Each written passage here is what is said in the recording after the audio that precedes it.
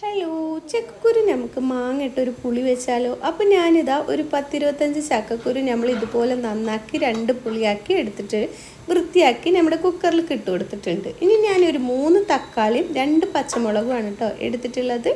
അതുകൂടി നമ്മൾ ഇതിലേക്ക് അരിഞ്ഞ് ചേർത്ത് കൊടുക്കുന്നുണ്ട്. അപ്പോൾ ഈ ഒരു ചക്കക്കുരു പുളി ഉണ്ടെങ്കിൽ നല്ല രുചിയാണ് കേട്ടോ ചോറുണ്ണാൻ. എത്ര ചോറ് വേണമെങ്കിലും ഉണ്ണാൻ പറ്റും കേട്ടോ. അപ്പോൾ എനിക്കും മക്കൾക്കൊക്കെ ഇങ്ങനത്തെ കറി ഭയങ്കര ഇഷ്ടമാണ്. എല്ലാവർക്കും ഇത് ഇഷ്ടമാവും കേട്ടോ. അപ്പോൾ ഇതാ നമ്മളൊരു മാങ്ങ എടുത്തിട്ടുണ്ട്. അധികം പുളിയില്ലാത്ത മാങ്ങ ആയതുകൊണ്ട് നമ്മളിതിലേക്ക് ഒരു മാങ്ങ ഇട്ട് കൊടുക്കുന്നുണ്ട് കേട്ടോ. പുളിയുള്ള മാങ്ങയാണ് വെച്ചാൽ പകുതി ചേർത്ത് കൊടുത്താൽ മതി. ഇത് പുളിയില്ല, കുറച്ച് ചെനച്ച മാങ്ങയാണ് കേട്ടോ. അതുകൊണ്ട് ഞാൻ മുഴുവനും ചേർത്ത് കൊടുക്കുന്നുണ്ട്. അപ്പോൾ ഇത് മുഴുവനായിട്ട് നമ്മളിതിലേക്ക് ഇട്ട് കൊടുത്തിട്ടുണ്ട്. പിന്നെ ഇതാ കുറച്ച് ചെറിയുള്ളിയാണ്, ഇതൊന്ന് ചതച്ചെടുത്തിട്ട് വരാം.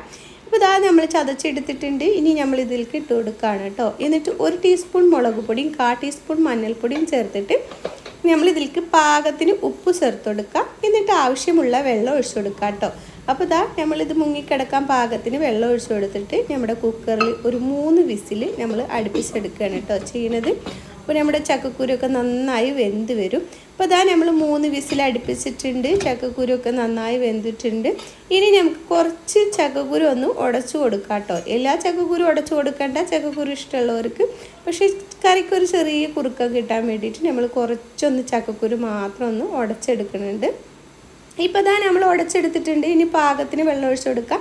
ഇത് നല്ല വെള്ളം പോലെയാണ് കേട്ടോ കറി രസം ഉണ്ടാവുക. നല്ല കുറുക്കന് രസം ഉണ്ടാവില്ല, കുറച്ച് വെള്ളം പോലെയാണ് കേട്ടോ. കുറുക്കന് ഇഷ്ടമുള്ളവർക്ക് അങ്ങനെ രസം ഉണ്ടാവും. പക്ഷേ എനിക്കിങ്ങനെ കുറച്ച് ലൂസിലാണ് കേട്ടോ ഇഷ്ടം. എന്നിട്ട് നമ്മൾ ഇതിലേക്ക് ആവശ്യത്തിനുള്ള ഉപ്പ് ചേർത്ത് കൊടുക്കാം കേട്ടോ. എന്നിട്ട് ഇതൊന്ന് തിളപ്പിച്ചെടുക്കാം. തിളച്ച് വന്നതിന് ശേഷം നമുക്ക് കടുകും വറ്റൽമുളകും കറിവേപ്പിലയും ഒന്ന് താളിച്ചൊഴിച്ച് കൊടുക്കാം കേട്ടോ. അപ്പോൾ നല്ല രുചികരമായ അടിപൊളി ടേസ്റ്റി ആയിട്ടുള്ളൊരു കറിയാണ് കേട്ടോ. ചക്കക്കുരുക്കാലല്ലേ ഇപ്പോൾ. അപ്പോൾ എല്ലാവരും ഇതൊന്ന് ട്രൈ ചെയ്ത് നോക്കാം കേട്ടോ. വീഡിയോ ഇഷ്ടമാവുകയാണെന്ന് വെച്ചാൽ സബ്സ്ക്രൈബ് ചെയ്ത് സപ്പോർട്ട് ചെയ്യണേ.